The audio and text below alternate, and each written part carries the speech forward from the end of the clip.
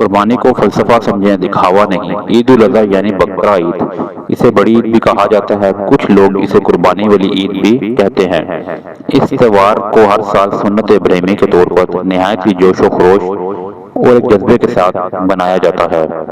اس تہوار پر مختلف جانوروں کی قربانی دی جاتی ہے۔ جب عید الاضحیٰ آتی ہے تو شہروں کی منڈیوں میں جانور فروخت کرنے اور خریدنے والوں کا رش اس قدر ہوتا ہے کہ وہاں پر تل دھرنے کی جگہ نہیں ہوتی۔ اس موقع پر خالصتاً اللہ کی رضا کے لیے لوگوں کا ہجوم ان جانوروں کو خریدنے آتا ہے۔ ان کے لیے بہت بڑا اجر ہے، مگر نہایت ہی معذرت کے ساتھ ان میں وہ لوگ بھی زیادہ تر شامل ہوتے ہیں جو دکھاوے کے طور پر ان منڈیوں میں جانوروں کی مہنگائی پیدا کرنے کے غرض سے ریاکاری کرتے ہیں، صرف اتنی سی بات کے لیے کہ لوگ کیا کہیں گے، یار اس نے بہت مہنگا جانور خریدا ہے۔ ذرا غور کیجئے کہ یہ چھوٹی سی بات نہیں ہے، بلکہ اس ریاکاری کی وجہ سے اس غربت کا کتنا دکھاوا ہوگا جو بیچارہ قربانی نہیں کر سکتا۔ قرآن مجید میں دکھاوے کے لیے مال خرچ کرنے کو انتہائی کمزور ایمان کی علامت قرار دیا گیا ہے۔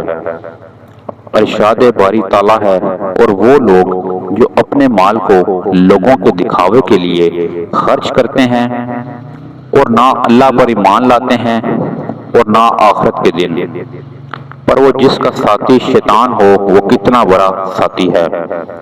یہ قربانی ہی ہے کہ ہمیں یہ پیغام دیتی ہے کہ ہمارے دلوں میں یہ احساس اور فکر پیدا ہو جائے کہ اللہ کا حکم ہر چیز پر مقدم ہے۔ ہماری ساری کامیابیوں کا مدار اللہ کے احکام کو ماننے پر ہے۔ اس میں حکمتیں اور مصلحتیں نہ تلاش کیجیے، بلکہ پیچ و چاپل اس پر صدق دل سے عمل کیا جائے۔ آج اس مہنگائی کے جدید دور میں ہم قربانی کے اصل فلسفے کو بھول چکے ہیں۔ کتنی عجیب بات ہے کہ ہم ایسی کمائی ہوئی دولت سے ڈھونڈتے ہیں قربانی کا وہ جانور جو ہر لحاظ سے بے عیب ہو، لیکن کبھی اس طرف دھیان نہیں دیا کہ جس دولت سے ہم قربانی کا جانور خرید رہے ہیں، کیا وہ کمائی بے عیب ہے؟ یہاں پر بھی کسی ایک بات کی نہیں کرتا، مگر اکثریت کچھ ایسی ہی ہے۔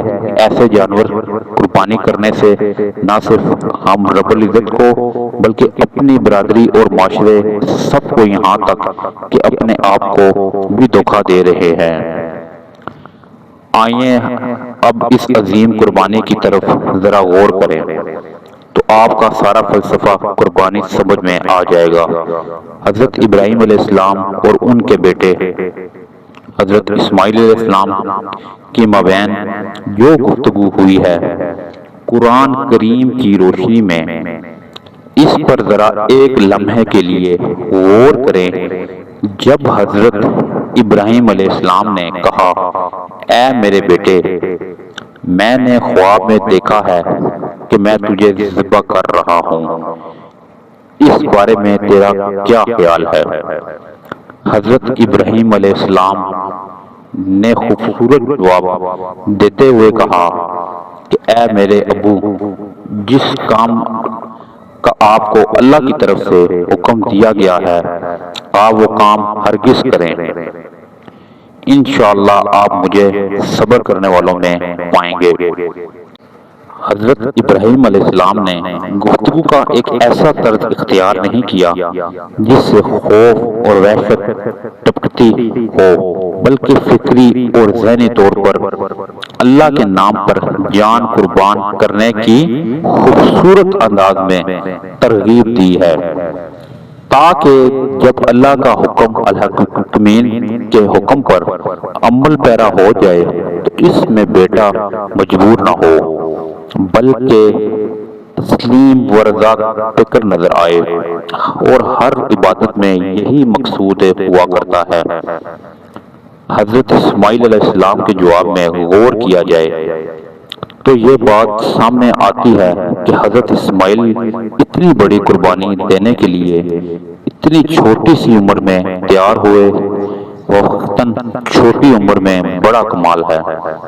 لیکن حضرت اسماعیل علیہ السلام